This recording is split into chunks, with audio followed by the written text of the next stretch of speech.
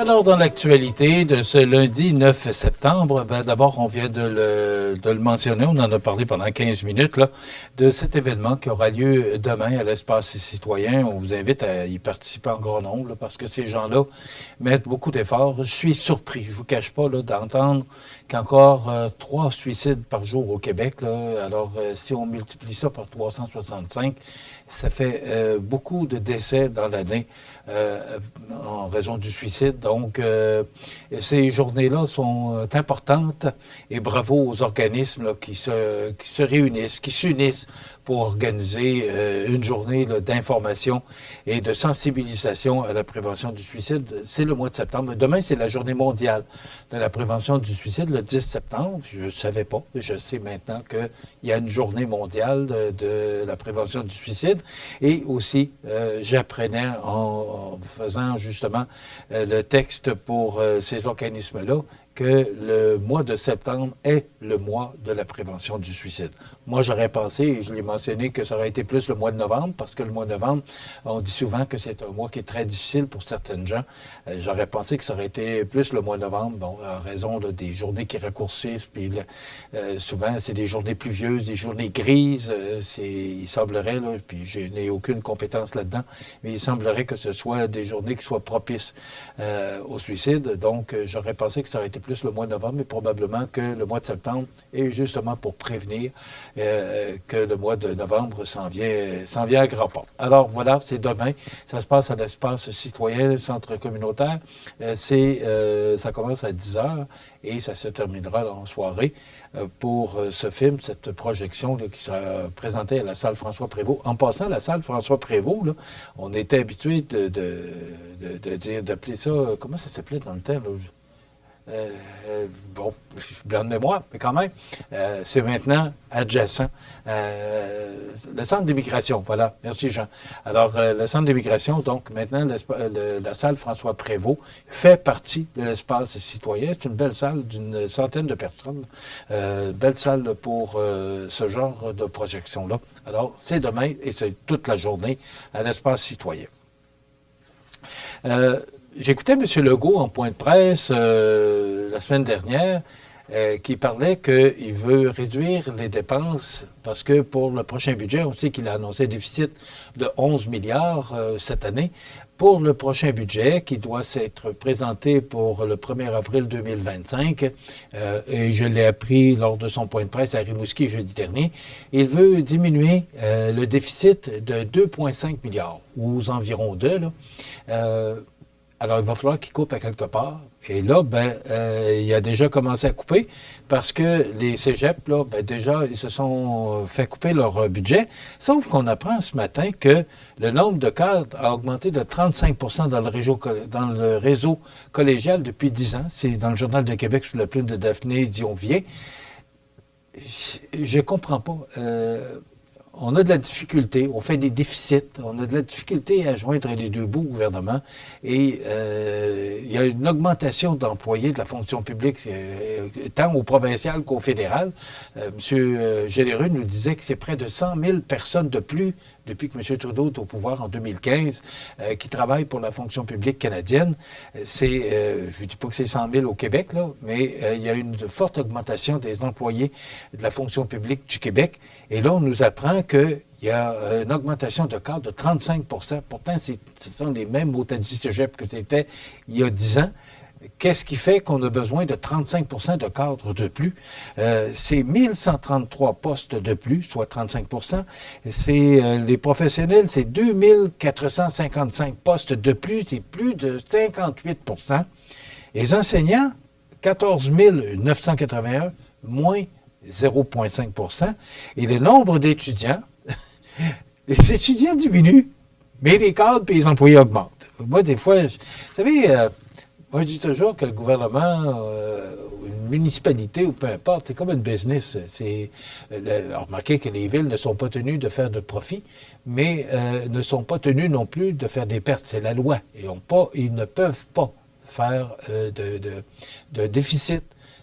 C'est une loi et les villes et les municipalités doivent toujours faire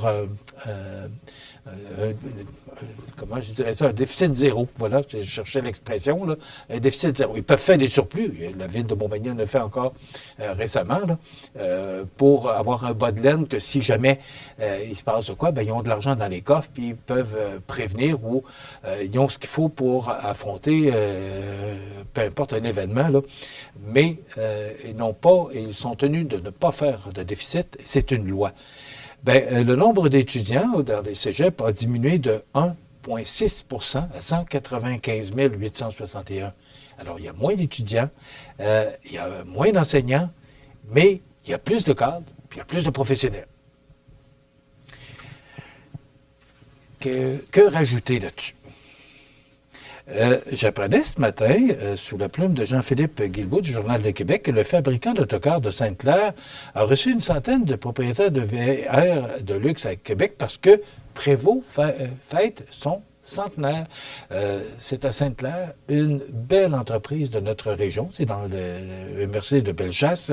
Donc, une belle entreprise, un beau fleuron qui fête ses 100 ans. Vous savez, 100 ans, ce n'est pas toutes les entreprises qui ont l'occasion de fêter ça. Dans notre région, bon, on le sait, Laurando Porte-et-Fenêtre, qui a souligné ses 100 ans il y a peut-être 2 ou 3 ans de ça. Pas beaucoup d'entreprises qui passent le centenaire. Bien, bravo à Prévost-Cars de Sainte-Claire de Bellechasse qui fête cette année son centenaire de fondation. Paul Saint-Pierre Plamondon est sur un nuage. Il se prépare déjà à une prise du pouvoir en 2026. Vous savez, là, il va y avoir une élection partielle suite au départ de M. Fitzgibbon. M. Legault a 6 mois pour déclencher une élection partielle dans Saint-Jérôme. Alors, M. Paul Saint-Pierre Plamondon, qui, on en a parlé un petit peu la semaine dernière, a raccourci son caucus pour justement aller se présenter dans le comté de M. C'est Terrebonne, j'ai dit Saint-Jérôme, je m'excuse, c'est Terrebonne.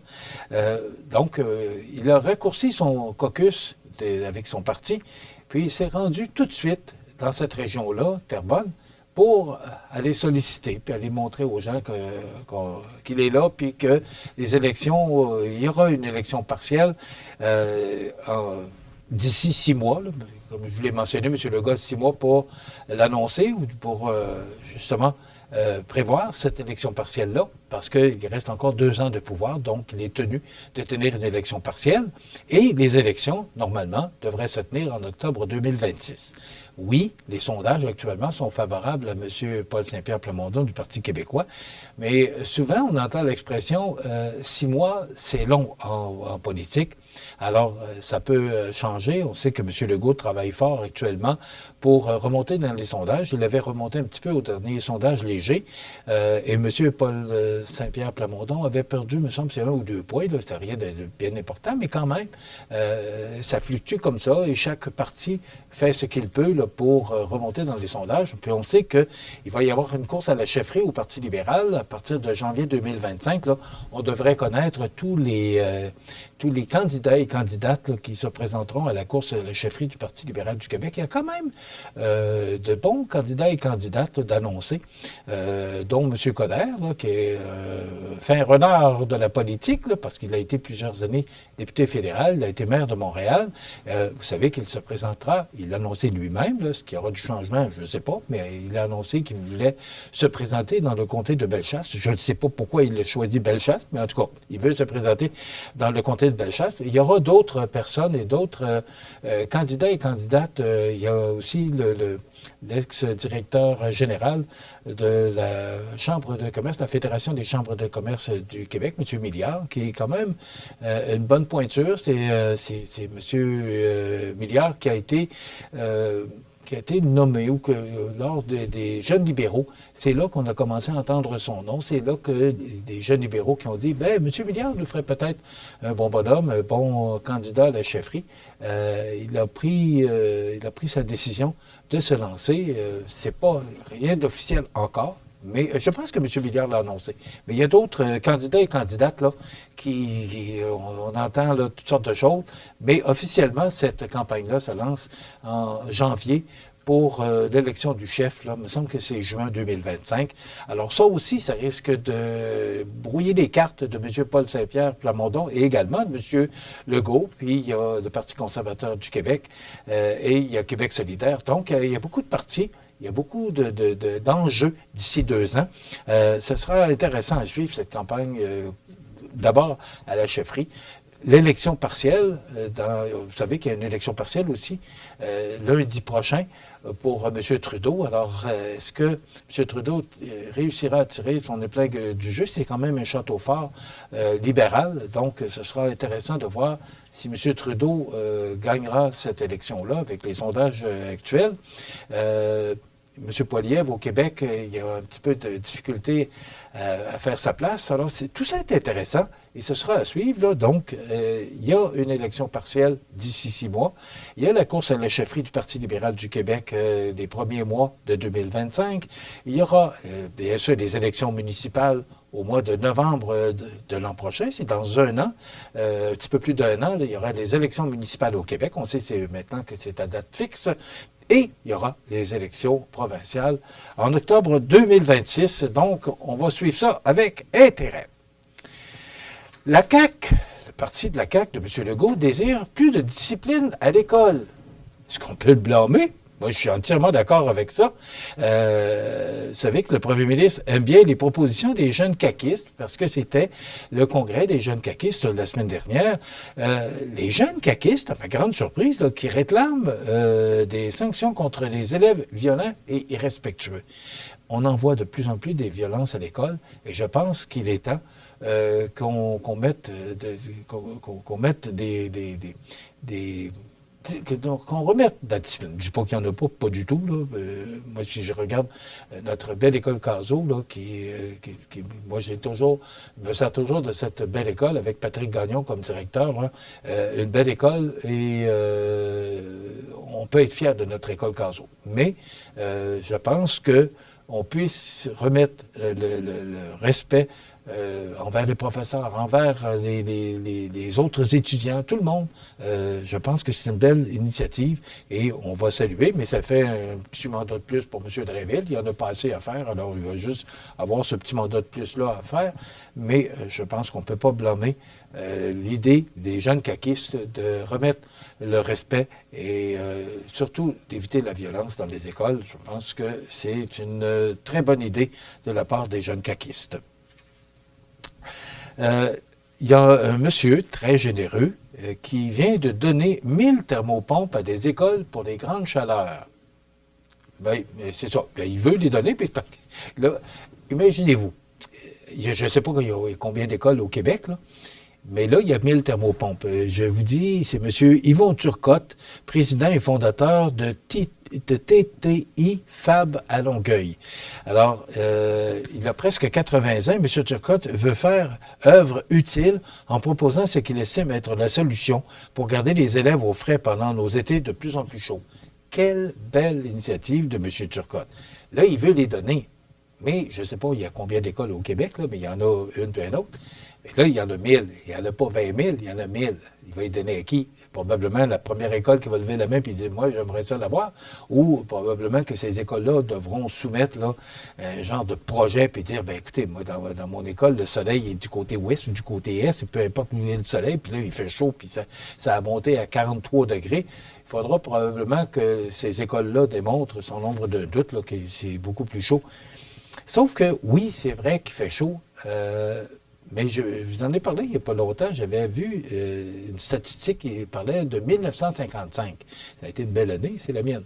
Mais en 1955, là, il y a eu des records de chaleur. Et vous remarquerez, lorsque les météorologues parlent de records de chaleur, souvent on cite ces années, les années 50, 60. Il faisait chaud dans ce temps-là. Puis moi, je me souviens d'être allé à l'école. Je suis allé à l'école Beaubien, je suis allé à l'école Cazot. Là. Dans le temps, l'école Cazot, c'était l'ancien... c'est le cégep d'aujourd'hui. Donc, il faisait chaud. Il n'y avait pas d'air climatisé. Puis pourtant, regardez, je suis bien en forme, puis j'ai pas de problème. Je comprends. Je ne dis pas que je comprends pas. Je comprends. mais vous êtes allé à l'école, il a fait chaud pour vous aussi, et puis on a passé au travers, puis je m'en souviens, moi, faire des examens, là, puis que l'eau nous coulait sur le front, je m'en souviens de ça. Et pourtant, ben, ça faisait partie, il faisait beau au mois de mai. Je vous dirais que le mois de mai était peut-être un peu plus beau que ce qu'on a comme mois de mai aujourd'hui, mais il faisait chaud. Et au mois de juin, il faisait chaud aussi. C'est quoi la différence qu'il y avait à ce temps-là et avec aujourd'hui? Quand même, moi, je trouve ça généreux de la part de M. Turcotte, là, le don qu'il veut faire. Mais vous savez qu'une thermopompe, au prix que ça vaut, là,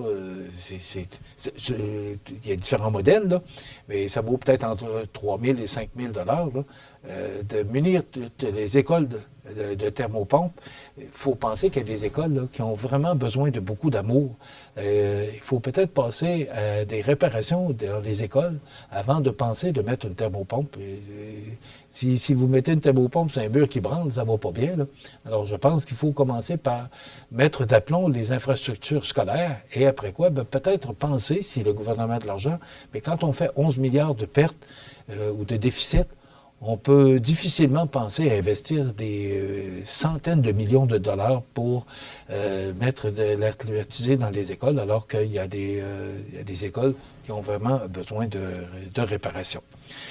Et je termine sur ce débat qu'on appelle crucial demain entre M. Trump et Mme Harris. Probablement que M. Trump va trouver un petit peu de différence avec le débat qu'il a connu au mois de juin avec M. Biden. Bon, je pense que vous savez tous comment ça s'est passé avec M. Biden. Mme Harris fait une excellente campagne. Donc, ce sera un débat extrêmement intéressant, mais surtout très important, autant pour Mme Harris que pour M. Trump, parce que demain, c'est là qu'on va voir de quel bois se chauffe Mme Harris, parce qu'on ne la connaît pas dans un débat. Donc, ce sera intéressant à suivre, ce débat qui aura lieu demain soir à 20h. Ben voilà, ça complète notre émission de ce premier lundi, le 9 septembre, pas le premier lundi, mais le premier jour de la semaine. Vous voyez derrière moi, c'est très nuageux, c'est ce qu'on nous prévoit pour la journée. Demain, on recevra entre autres Nicole Robert et Alexandra Lemieux qui viendront nous parler des activités de la Chambre de commerce. Alors, je vous souhaite de passer une excellente journée. Habillez-vous chaudement. C'est quand même frisquet aujourd'hui. Alors, bonne journée. À demain.